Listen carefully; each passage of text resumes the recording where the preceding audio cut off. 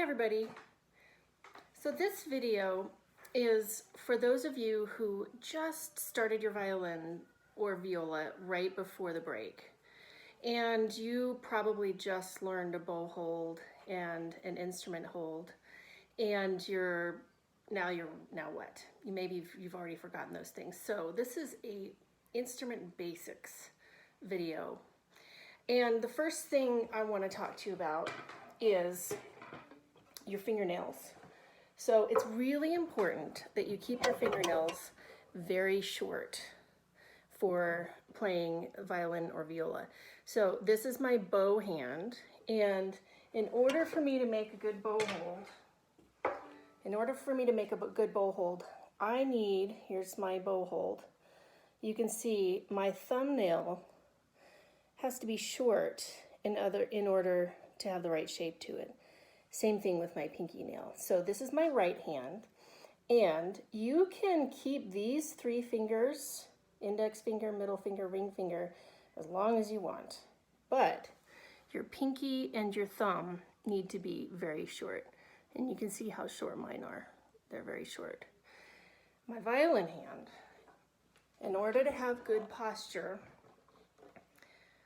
for me to put my fingers down correctly on the string, I need to keep these four fingers very short.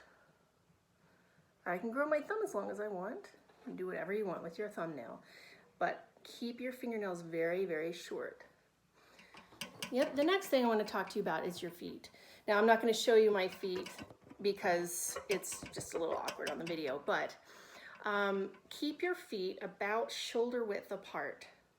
They should just hang down from your hips.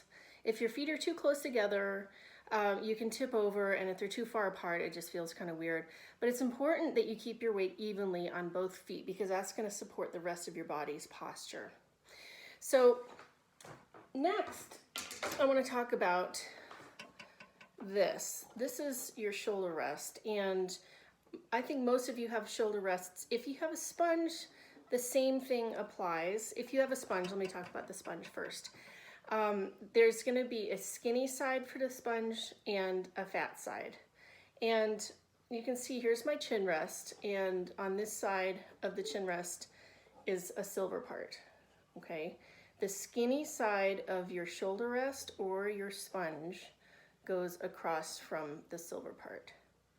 And the fat side goes across from nothing. Okay, so nothing is across from the fat side and the skinny side. And the way I put on my shoulder rest is I tuck my violin underneath my arm like this. So it's really secure. And I hold it like this. And I take the skinny side and I hook it on like this.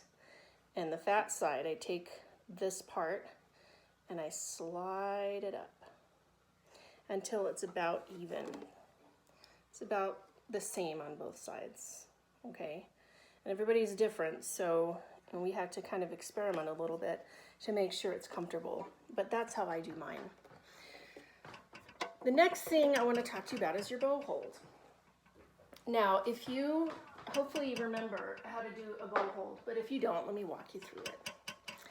First thing I want you to see is if I look down straight here, I'm going to hold my hand like this. I'm going to pretend like I have a bow in my hand.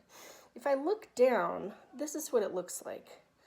My thumb is across from my second finger. This is my middle finger. And I have a little bit of space between my index finger and my pinky. And that's what it looks like. You can see I've got like a little hole right in there.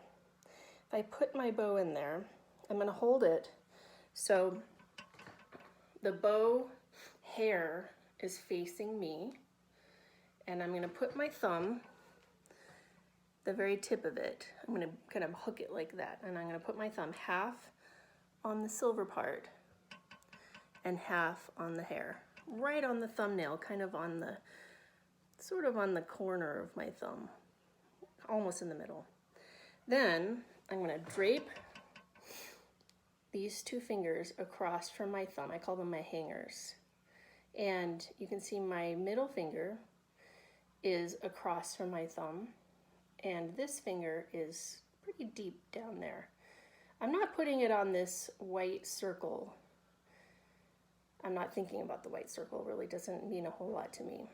My index finger, my pointer finger, is just a little bit away from this finger right here, and it's touching the stick in between these two joints, but really close to this joint right here.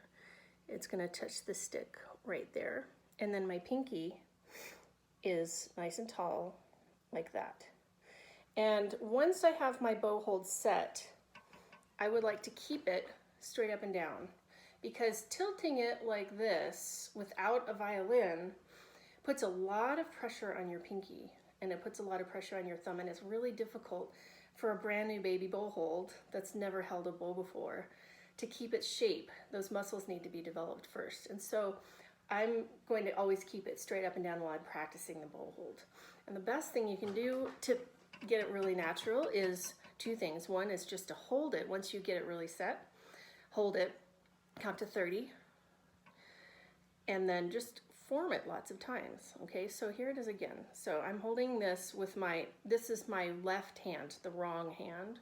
I'm gonna hold it right up here. Okay, so I can form the right hand, also the correct hand. Thumb on the tip, hangers over across from thumb. Index finger between the first joints, but closest to the first joint. Pinky, like a rainbow. You notice that I'm showing you this by holding it. I'm not just gonna let go. I can do that because I've held a bow for a very long time. And then you see how my pinky is right there on the fingernail. That's why my fingernail has to be short. And then I'm just gonna make lots of those bow holds. And then finally, the most important thing for your bow hold is to keep it very, very soft. So this is something you can do by yourself, or you can have a parent or sibling or whoever else is in your house help you with this, and that is to keep it soft. So I'm gonna try to take it away, and if I'm not holding it too hard, it should just come away like that. If that happens, or that happens, you know you're holding it too hard. So keep your bow hold very soft, and then the best thing to do is just make it over and over and over again. We're gonna come back to the bow hold. Next, let's talk about the violin hold. And I'm going to raise you up so you can see me a little bit better. Now, let's put you back here. And if I'm holding my violin in rest position, my violin is underneath this is my bow hand, my right hand. And I like to tuck my forearm into this little C right here and keep the violin, the scrolls facing out, and the back of the violin is against my side. The strings are facing out, and I can see the bridge. You don't want to put your arm on top of the bridge. So I'm really not putting any pressure on the top of the violin. I'm really holding it by sort of balancing it on top of my arm like this. When I'm going to play my violin, when I'm going to try practicing and I'm going to try putting it up, I'm going to make sure my feet are shoulder width apart, and I'm going to take my violin hand and I'm going to go under, so not over, but under the fingerboard. I'm going to put my thumb on the back of the violin and the fingers on top of the strings, so like this, and I'm going to hold it like this. You can see I put my other thumb there. This is just to make it feel more secure. And then I'm going to swing it up. I'm going to put the button right here in my left ear, okay, in my left ear, and then I'm going to drop this down, the shoulder rest down to my shoulder, and tuck, and the violin goes right up against my neck, and my jaw, this part right here, goes on the jaw rest. And finally, I'm going to put my thumb on the back and put my fingers like this so they make little tables. And this prepares your hand for when you're actually going to be putting your fingers down. It kind of teaches them what the right position is for their hand, for playing. So a couple things to think about. So most people have, if you can feel your collarbone, mine connects to my shoulder right about here and it goes over here. And then here's my neck, and then I have a shoulder muscle right here. It kind of makes a triangle, and here's the middle of the triangle. You want to balance the shoulder rest right on that triangle. That's going to make it really secure. And then right up against your neck, make sure there's not a hole here, because that's, yeah, you want to be right up against your neck, and then tuck the violin under. You don't want it to be too far this way, and you want the violin to be basically parallel to the ground. If it hurts, you might need to adjust this. You might need to make it taller or shorter. Just play around with it if it hurts. And if you're a parent and your child is saying that it hurts, I tend to listen to them, because it's pretty common for it to hurt, and I don't want it to hurt. So try adjusting the shoulder rest first. If you have a sponge and you just cannot make it work, try a shoulder rest, and vice versa. If you have a shoulder rest and it just isn't working, try a sponge. But generally, you could also try putting a cloth here to make it a little bit more cushy. So this is what it should look like.